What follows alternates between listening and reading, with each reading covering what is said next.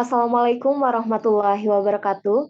Saya ucapkan selamat datang pada teman-teman semuanya. Senang sekali saya Kafiyati Syahidah sebagai MC pada sesi hari ini menyambut teman-teman semua. Bagaimana kabarnya? Semoga selalu sehat dan bahagia ya, Alhamdulillah. Baik, mari kita bersyukur segala aktivitas kita masih diberikan kesehatan, rezeki, dan kesempatan-kesempatan yang baik untuk terus meningkatkan diri dan berproduktivitas. Ngomong-ngomong tentang produktif, menjadi hal yang wajib di bulan Ramadan ini. Kami dari tim Koroba akan mengadakan kelas Ramadan dari tanggal 21 sampai 30 Maret. Semoga rasa semangat dan antusias teman-teman tetap istiqomah untuk mengikuti kelas hingga akhir. Keistiqomahan ini juga perlu didukung dari kesehatan tubuh dan jiwa. Bagaimana sih menjaga kesehatan di bulan Ramadan? Pas banget nih. Materi yang akan dibahas pada hari ini topiknya adalah kesehatan keluarga dan bayi. Hal itu akan kita tuntas dengan narasumber yang telah Hal itu akan kita kupas tuntas dengan narasumber yang telah hadir bersama kita pada hari ini. Ia adalah seorang praktisi bidan, konselor laktasi, sekaligus owner dari Mom and Baby Spa Bidan Rika yang memberikan pelayanan komplementer pada ibu dan anak. Tentu saja, sudah banyak pelatihan dan penanganan yang telah dilakukan beliau. Baik, langsung kita sambut saja dengan meriah untuk pembicara kita pada hari ini, yaitu Rika Melani, AMD Club CRT. Rika, apakah sudah tersambung? Sudah TK.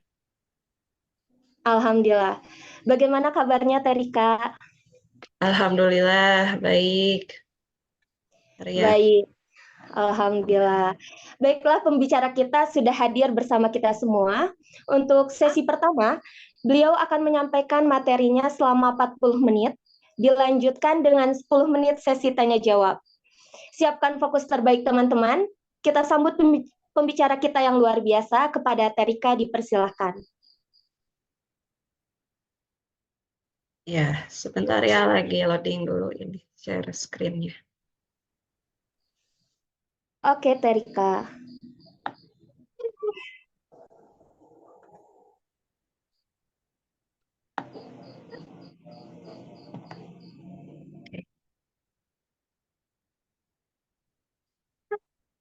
Baik, boleh mulai saja Terika. Ya.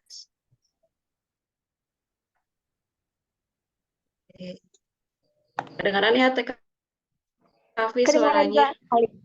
Kedengaran jelas.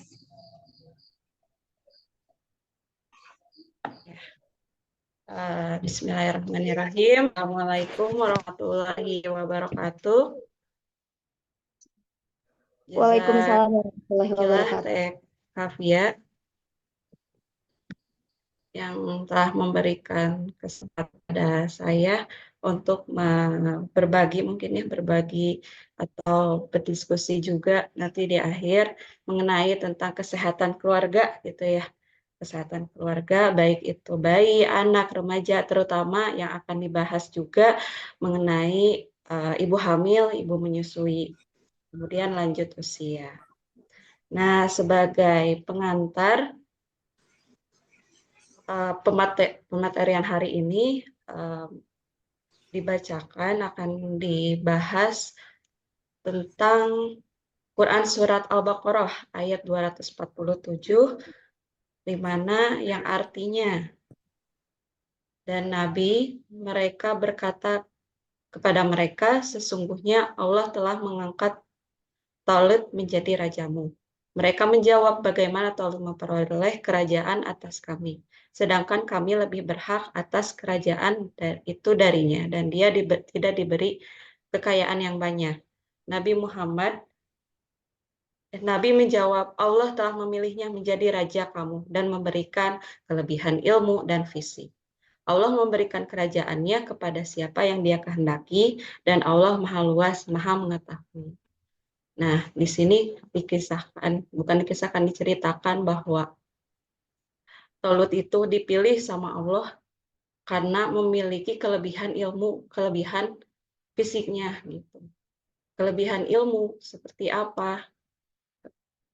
Kelebihan ilmu dan fisik, ilmu yaitu mengetahui tentang kecerdasan.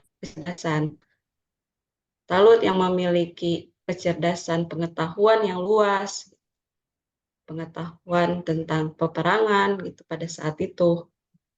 Itu yang menjadi salah satu faktor Allah memilih untuk menjadi pemimpin kaum Yahudi pada saat itu.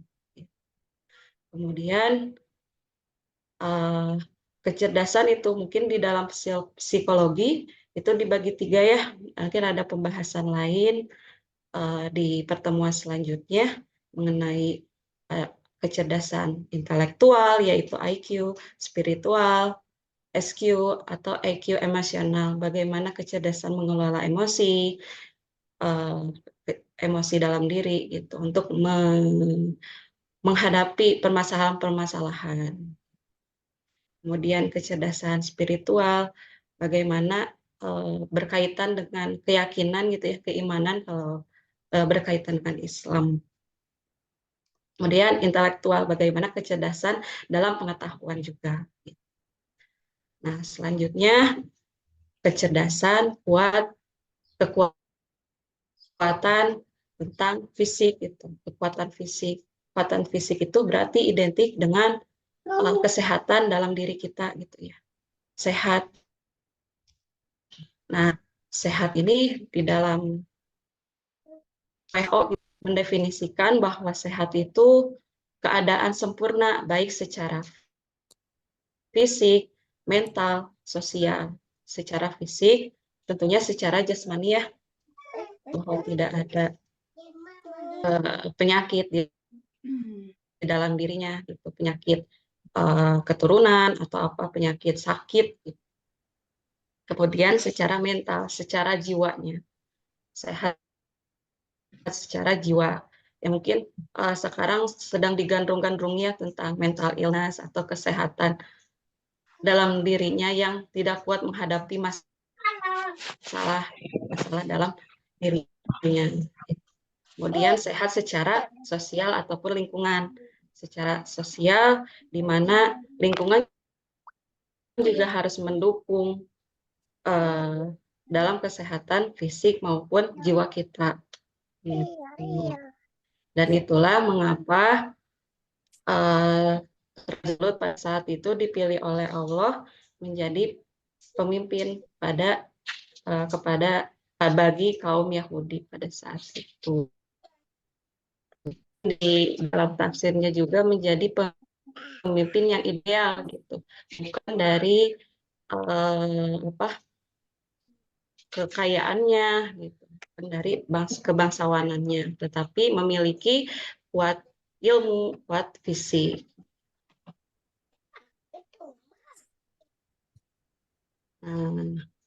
Kemudian, apa sih pentingnya menjaga kesehatan gitu ya, kesehatan keluarga di bulan Ramadan?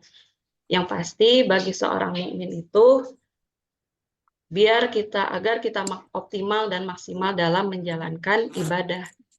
Ibadah di mana ya kan tugas kita itu di dunia ini kan ibadah ya. Ibadah yang disebutkan di Quran gitu. Jadi ingat Ayat Az-Zariyat ayat 56 bahwa manusia itu diciptakan untuk beribadah kepada Allah. Ada TTS gitu sih soal si nanti. Ada cuma 3 kotak. Lalu ke bawah. Ibadah apa sih yang dilakukan pada saat bulan Ramadan? Ya, ibadah saum. Nah, ibadah saum ini kan diwajibkan bagi siapa?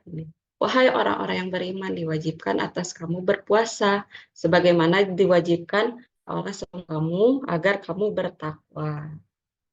Nah, saum itu di bulan Ramadan dilakukan 30 hari penuh dan dikhususkan kepada orang-orang yang meyakini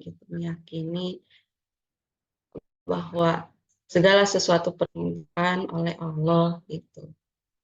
Nah, siapapun dan apapun profesinya, maka wajib untuk melaksanakan dakwah gitu. Lalu dengan diwajibkannya itu, tentu kita perlu mengikhtiarkan itu gitu, mengusahakan bagaimana sih saum yang menjaga kesehatan dalam berpuasa itu seperti apa, harus diikhtiarkan. Dan perlu ada kiat-kiat juga ya, kiat-kiat tips puasa sehat. Puasa sehat. Yang pertama, yaitu niat karena Allah dan mengharap dari ridhonya gitu. Ini yang kunci paling pertama ya, niat untuk dalam rangka ingin ibadah gitu. Nah, dari niat itu akan muncul suatu ikhtiar. Ikhtiarnya apa? Yaitu dengan yang pertama itu mengkonsumsi makanan halal dan bergizi. Halal tentu yang diperbolehkan gitu ya. Diperbolehkan oleh Allah dan syariat-syariatnya. Kemudian bergizi, mungkin toib ya, yang toib baik, baik yang bergizi. Bergizi seperti apa? Yaitu memenuhi karbo, protein, vitamin-vitamin. Nah, yang disarankan itu sayur, bahkan protein hewani. Bahkan ada penelitian juga bahwa memperbanyak protein hewani itu membuat alat tuh bertahan lama daripada kita memakan kandungan yang lebih banyak karbonya seperti nasi, mungkin ya nasi lebih banyak daripada proteinnya. Nah, mungkin itu yang perlu diperbaiki juga dari kita-kita yang kebanyakan orang-orang gitu, bahwa nasi itu bikin kenyang gitu, padahal protein itu yang bisa membuat rasa lapar itu bertahan, rasa kenyang itu bertahan gitu. Gak gampang lapar istilahnya gitu. Kemudian porsi secukupnya, di mana porsinya itu kan makan saat lapar dan berhenti ketika sebelum kenyang gitu. Jadi secukupnya aja. Dan jangan lupa berdoa kan, dengan makan ini kita bakal dikuatkan, salah satu rezeki dari Allah juga gitu, untuk lebih sehat dalam melaksanakan saum di bulan Ramadan. Kemudian memenuhi cairan dalam tubuh, cairan minimal orang dewasa, remaja itu minimal 2 liter sehari. Nah, bagaimana sih mengkonsumsinya saat bulan Ramadan? Ya, kita bagi-bagi aja, misalnya pada saat buka 1 gelas, terus pas mau setelah buka cemilan seperti makan kurma dulu kan, kurma atau yang manis-manis. Kemudian sebelum sholat maghrib, setelah sholat maghrib, sebelum taraweh, setelah taraweh, sebelum tidur, kan pas sahur lebih banyak lagi penuhi cairan dalam tubuhnya. Nah, kemudian mengkonsumsi madu dan kurma. Nah, madu dan kurma banyak ya khasiatnya, terutama bahkan Rasulullah pun bisa gitu makan 7 buah kurma terus puasa dengan itu. Karena di dalam itu pun, di dalam madu dan kurma tuh banyak manfaatnya. Mungkin di pembahasan gizi selanjutnya bisa dibahas lebih detailnya. Kemudian menjaga kebersihan diri dan lingkungan. Tentu kebersihan itu kan sebagian dari iman, kebersihan diri, lingkungan, rumah gitu. Karena kebersihan ya wajib gitu bagi seorang mukmin, menggosok gigi, mandi tentunya. Bahkan ya syariat-syariat seperti itu sudah diatur ya di dalam Islam. Kemudian itu berolahraga. Mungkin sekarang olahraga lebih harus diberikan kembali ya kaki, atau bahkan bisa dengan sholat gitu ya. Sholat juga merupakan aktivitas olahraga juga ya, gerakan-gerakannya bisa istilahnya termasuk olahraga gitu. Manfaat dari sholat itu kalau dari segi kesehatan gitu. Ini untuk tips puasa sehat bagi umum mungkin ya. Nah, nggak jauh beda sama ibu hamil ataupun ibu menyusui gitu.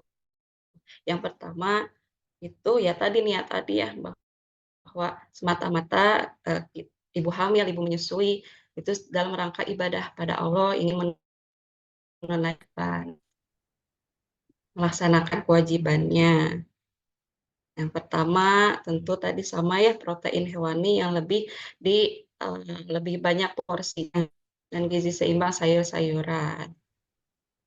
Mengkonsumsi kurma, buah yang mengandung air seperti semangka atau belimbing juga bisa. Kemudian pada saat hamil sebelum puasa kita sounding gitu baiknya adek kita ibu mau melaksanakan kewajiban gitu, kewajiban berpuasa di bulan Ramadan gitu. Insya Allah bayi juga pintar untuk mendengar kata-kata ibunya gitu. Bayi itu mengikuti uh, apa apa yang dilakukan oleh ibunya gitu. Itu sangat berpengaruh sekali gitu, memberikan afirmasi positif kepada ibunya, kepada bayinya. Kemudian tidak melakukan aktivitas berat yang mungkin banyak apa sih ya, ibu hamil menyusui yang kadang kecapean aktivitas yang berlebihan, mungkin lebih ke beres-beres ya, beres-beres ya, itu bisa diatur lah bagaimana kita mengatur mana yang penting atau tidak gitu, prioritas. Mungkin beres-beres bisa di malam hari gitu, strateginya bagaimana.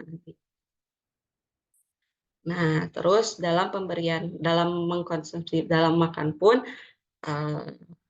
kan beda ya antara ibu hamil dan menyusui dengan orang yang tidak hamil dan menyusui. Selain itu, selain hamil dan menyusui, 2 kali makannya ya, kadang 2 kali gitu, saat berbuka dan saat sahur. Ibu hamil dan menyusui, bagaimana sih? Ya kita makan sama gitu, 3 kali sehari, 3 kali dalam 24 jam. Pada saat apa? Saat berbuka, kita nasi, lauk, sayur. Nah, terus setelah itu, setelah taraweh, kita lagi gitu dengan porsi secukupnya, balik lagi. Kemudian di waktu ketiga yaitu pada sahur. Gitu. Pada sahur lebih banyak lagi mungkin protein sambungnya. Jadi kan pada intinya itu ibu hamil dan ibu menyusui itu boleh untuk berpuasa, asalkan dengan yang pertama itu niat, yang pasti niat untuk dalam rangka beribadah, yang kedua dengan nutrisi yang seimbang dan strategi bagaimana untuk uh, mengatur itu gitu, mengatur pola makannya, nutrisinya penting seperti itu. Nah, terus lalu kunci puasanya lancar, rumah ibu hamil, buat semuanya sih, buat ibu menyusui bahwa yakin Allah akan memberikan keberkahan bahkan pun kelancaran gitu ya. Kita bersungguh-sungguh untuk menjalankan syariat Allah, insya Allah akan mempermudah itu gitu.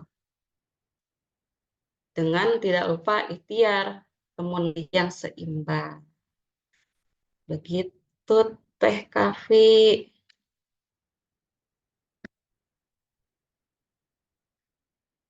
Nah,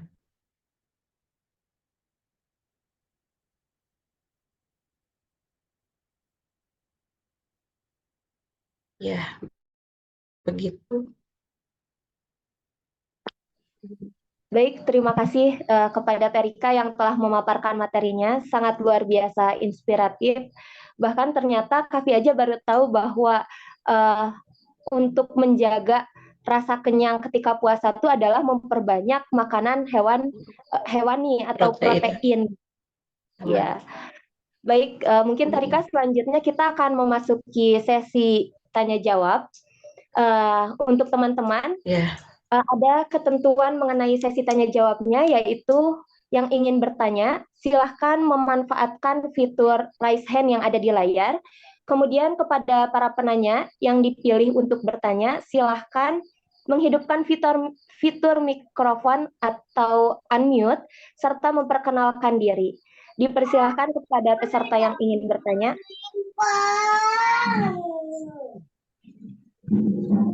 Silakan teman-teman jika ada yang ingin ditanyakan atau boleh diketik melalui kotak obrolan, kotak pesannya. Mama, ini apa sih?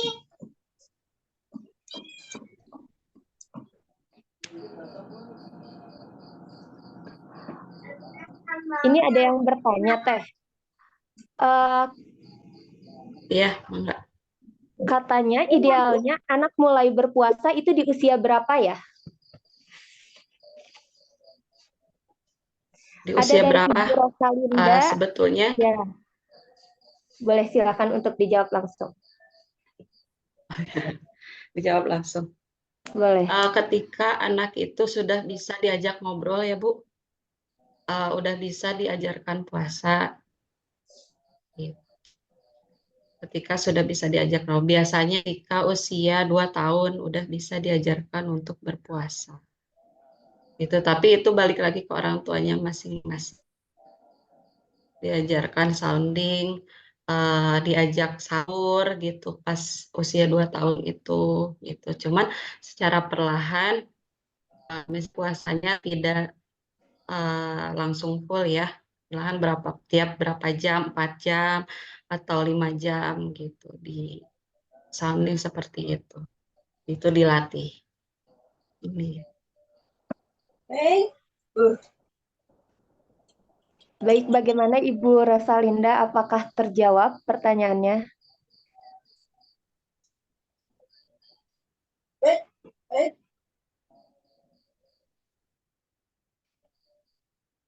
Silakan bagi yang ingin bertanya juga boleh ditanyakan. Mumpung ada kesempatannya. Baik, terima kasih kembali juga Ibu. Barangkali ada yang ingin ditanyakan lagi kepada para peserta, bisa melalui kotak obrolan.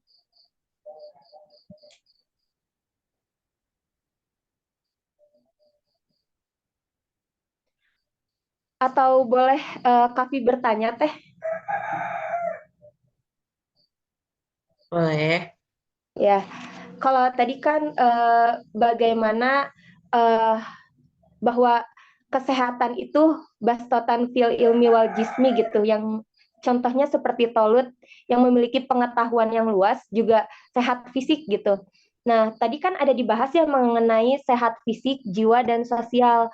Nah, untuk sehat secara sosial tuh seperti apa sih Teh gitu? Ya, sehat sosial, sehat lingkungan ya. Berarti bagaimana lingkungan itu bisa mendorong kepada kesehatan fisik gitu. Misalnya lingkungan yang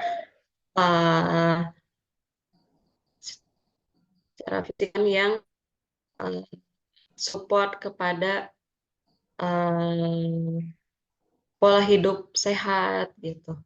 Support kepada pola hidup sehat. Terus misalnya kan ketika Tolut itu bagaimana lingkungan itu bisa menjalankan perintah, bisa support apa ya namanya,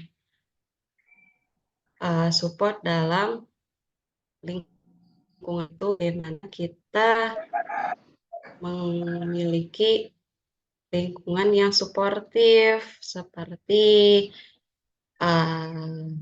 orang-orang yang mendukung pola hidup sehat, hidup sehat, terus hal-hal yang positif gitu. Gitu. Oke, baik. Terima kasih, Teh. Gimana? Eh, Yang sangat terjawab. dipahami seperti itu sih. Baik.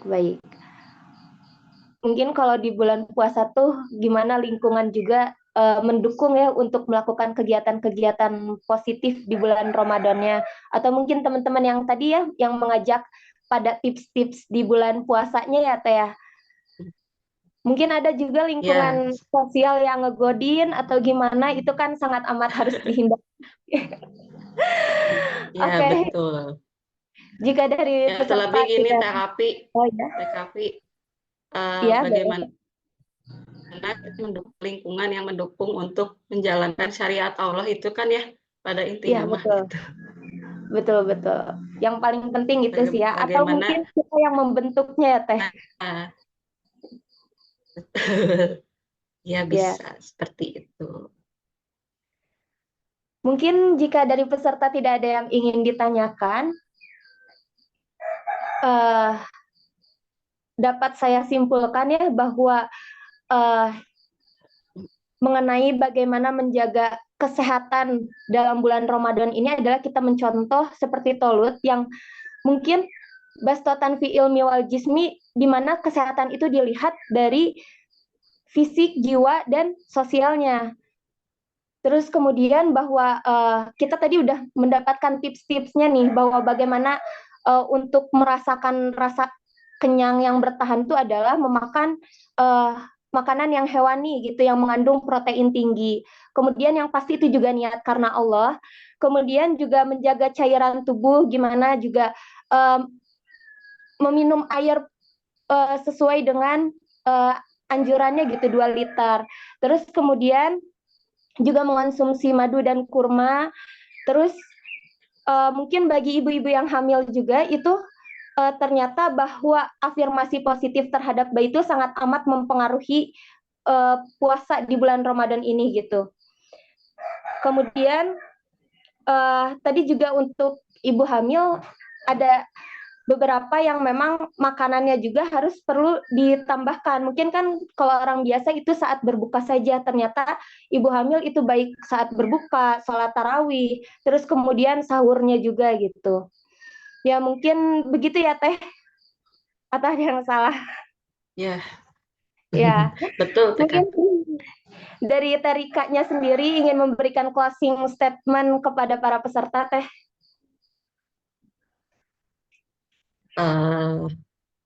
Bahwa apa ya? Ya mari kita bersama-sama menyadari akan kesehatan bahwa kesehatan itu untuk menyokong kita dalam beribadah kepada Allah biar optimal, maksimal gitu. Enggak. Ya walaupun sakit itu rezeki juga ya dari Allah, tapi bagaimana kita menjaga amanah tubuh kita untuk selalu sehat gitu. Baik, Seperti terima itu. kasih kepada Terika. Selanjutnya ada sedikit kenang-kenangan dari kami kepada panitia, dipersilahkan.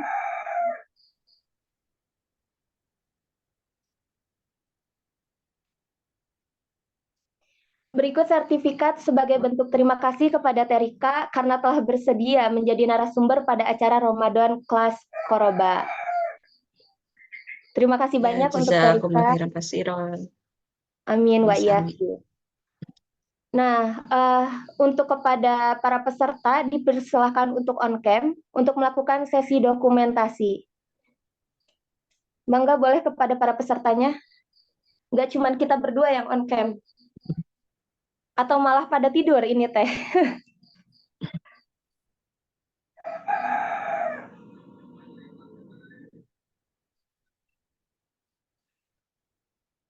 Wah, Masya Allah. Alhamdulillah, ternyata semangatnya juga ada pada ibu-ibu. Tidak hanya anak muda saja, ya jangan mau kalah sama ibu-ibunya nih. Boleh pada on cam. Baik, kita hitung aja ya. Hitungan ketiga, boleh silakan kepada operator untuk sesi dokumentasi.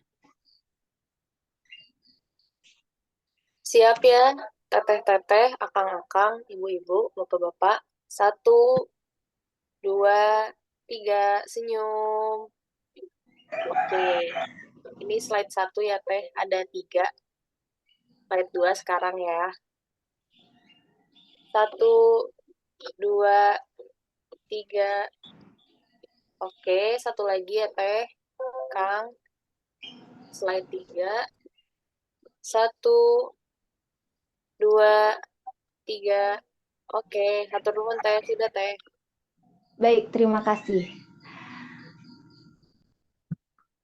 Ya, terima kasih kepada Terika.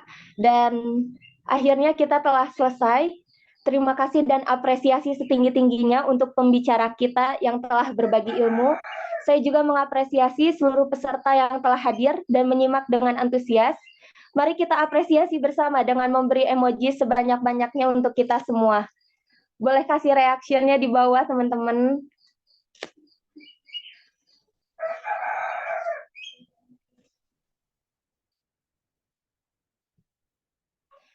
Alhamdulillah, kita berada di penghujung acara.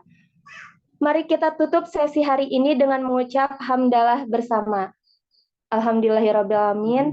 Sekali lagi terima kasih kepada pembicara dan terima kasih kepada audiens atas perhatiannya. Sampai berjumpa lagi dengan saya di sesi berikutnya. Wassalamualaikum warahmatullahi wabarakatuh.